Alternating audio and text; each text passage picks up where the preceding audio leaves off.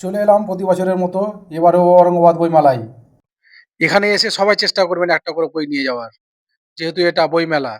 ফালতু এদিক ওদিক ঘুরবেন না, একটা করে সবাই পারলে বই নিয়ে যাবেন। তো চলুন, কি কি বই পাওয়া যায় দেখা যাক। তাহলে চলে এলাম আমার বন্ধুর দোকানে।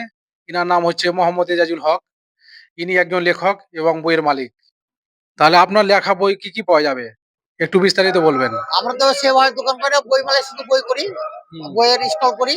হুম, আপনারা দেখতে পাচ্ছেন এই যে বইগুলো, যেগুলো আমার নাম লেখা আছে, আমার নাম মোহাম্মদ রিয়াজ আহমেদ, দেখতে পাচ্ছেন সেগুলো আমারই লেখা বই, গোটা বই। যেগুলো সম্পাদনা, ওগুলো আমি সম্পাদনা করেছি। অনেকজন লেখক রয়েছেন, যেমন হুম, এটি কবিতার আকাশ, কবিতা অন্য, এগুলো আমি সম্পাদনা করেছি।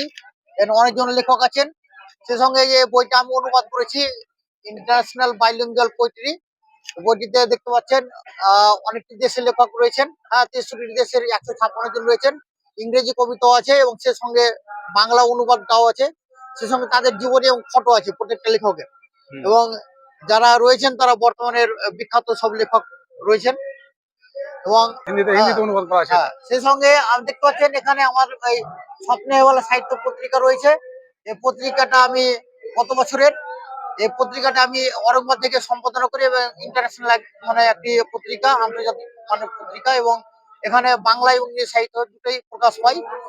এখানে যেগুলো আমার ভিতরে হ্যাঁ, আর আমার এগুলো লেখা আছে, এগুলো অনেকগুলো এগুলো আছে। আর এগুলোর মধ্যে যেগুলো সব আমার নাম আপনার। দেখতে পাচ্ছেন সেগুলো আমার পুরোটাই। হ্যাঁ, হ্যাঁ, ঠিক আছে।